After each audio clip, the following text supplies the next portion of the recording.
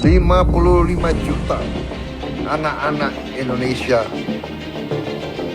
menerima makan.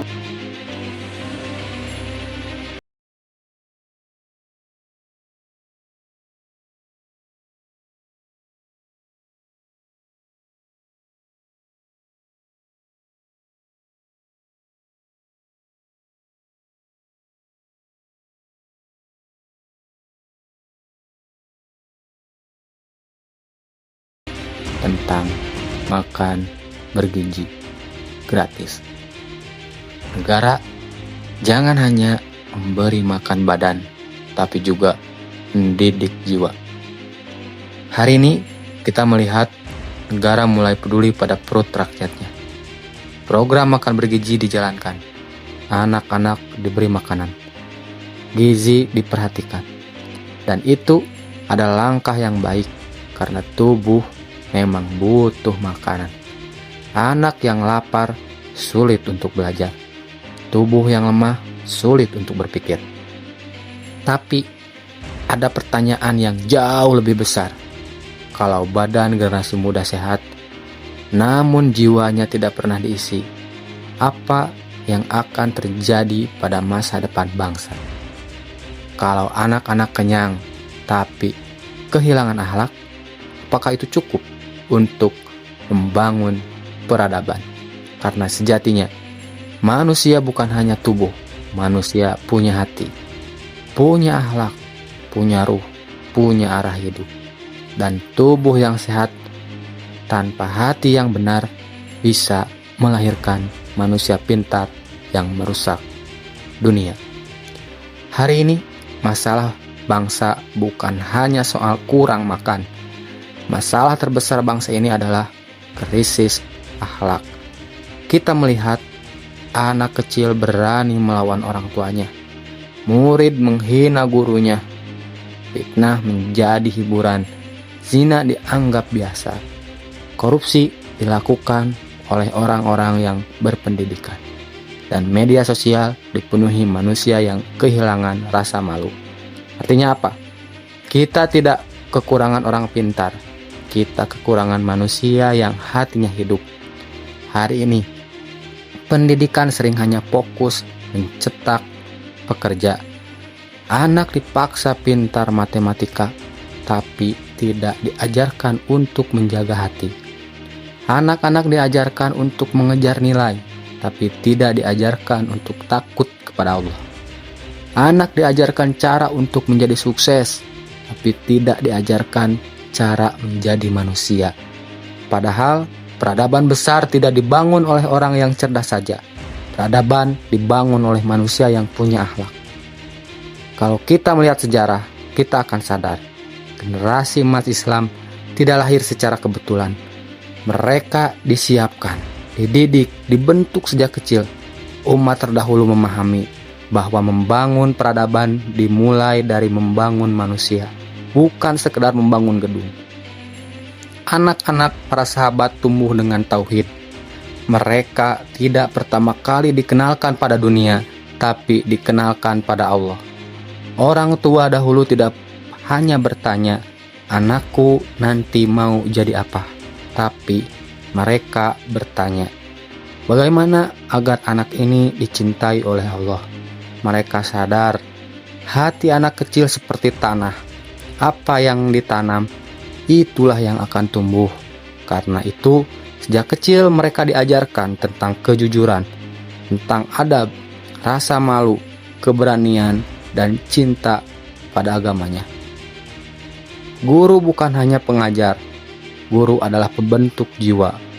Orang tua menitipkan anak kepada ulama, bukan hanya agar pintar, tapi agar memiliki akhlak. Imam Malik rahimahullah pernah berkata, pelajarilah adab sebelum ilmu, karena ilmu tanpa adab bisa menjadi kesombongan. Hari ini banyak orang mengejar gelar, tapi lupa untuk membangun karakter. Akibatnya, lahirlah manusia pintar tapi mudah untuk menghina, mudah curang, dan kehilangan hati nurani.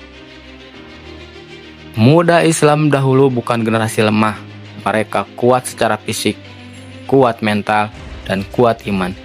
Mereka diajarkan olahraga, keberanian, disiplin, dan tanggung jawab. Tapi yang paling penting, mereka diajarkan takut kepada Allah. Karena kekuatan tanpa iman akan berubah menjadi kerusakan. Kita melihat Muhammad Al-Fatih. Sejak kecil, beliau tidak hanya diajarkan tentang strategi perang, tapi juga diajarkan Al-Quran, diajarkan adab, dan diajarkan untuk dekat kepada Allah. Dan hasilnya, pada usia muda, beliau memimpin penaklukan Konstantinopel dan mengubah sejarah dunia. Karena generasi hebat lahir dari pendidikan jiwa. Dulu, masjid bukan hanya tempat sholat. Masjid adalah pusat pendidikan. Di sanalah anak-anak belajar tentang Al-Quran, belajar adab, belajar ilmu kehidupan. Masjid melahirkan ilmuwan, melahirkan pemimpin, melahirkan panglima, dan melahirkan ulama. Hari ini, banyak anak lebih dekat dengan layar handphone daripada rumah Allah, lebih mengenal artis internet daripada ulama, lebih hafal tren dunia daripada ayat Al-Quran. Dan itu tanda bahwa generasi sedang kehilangan arah. Tubuh ini suatu hari akan tua, akan sakit, akan mati, dan akhirnya kembali menjadi tanah. Tapi akhlak akan meninggalkan jejak panjang. Ilmu yang baik akan diwariskan, adab akan melahirkan generasi baru, iman akan menjaga peradaban. Karena itu, tugas pemerintah tidak boleh berhenti pada memberi makan badan. Negara juga harus hadir dalam mendidik jiwa, menguatkan pendidikan akhlak, membentuk karakter, menanamkan moral, menghidupkan nilai agama. Menjaga generasi dari kerusakan digital dan krisis makna hidup. Karena bangsa tidak hancur saat miskin saja, bangsa hancur saat kehilangan moral. Hari ini, banyak anak muda kehilangan arah hidup. Mereka tahu banyak hal, tapi tidak tahu tujuan hidup. Mereka terhubung dengan seluruh dunia, tapi asing dengan hati mereka sendiri. Mereka tertawa di media sosial, tapi depresi saat sendirian. Mengapa? Karena pendidikan hari ini sering hanya mengisi kepala, bukan hati. Padahal hati manusia juga lapar, dan makanan hati adalah iman, ilmu, adab, dan kedekatan kepada Allah. Kalau hati kosong, manusia akan mencari pelarian. Ada yang lari ke narkoba, ada yang lari ke maksiat, ada yang lari ke validasi manusia, ada yang lari dengan melakukan hal-hal yang tidak bermanfaat. Karena itu, pendidikan hati adalah kebutuhan bangsa, bukan sekedar pelengkap. Membangun generasi tidak bisa diserahkan pada satu pihak saja. Pemerintah punya peran, guru punya peran, orang tua juga punya peran. Sekolah jangan hanya menjadi tempat ujian, tapi tempat membentuk manusia. Guru jangan hanya mengajar pelajaran, tapi harus menjadi teladan kehidupan. Orang tua jangan hanya memberi fasilitas, tapi memberi cinta dan pendidikan iman. Karena anak-anak hari ini adalah wajah Indonesia di masa depan. Kalau hari ini mereka kehilangan adab, maka masa depan bangsa sedang dalam bahaya. Memberi makan anak bangsa adalah langkah yang mulia.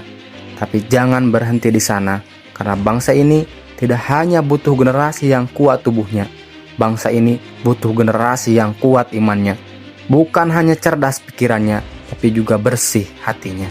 Karena sejarah membuktikan, peradaban yang besar tidak lahir dari manusia yang hanya kenyang perutnya. Peradaban besar lahir dari manusia yang kuat iman, kuat akhlak, dan hati yang hidup.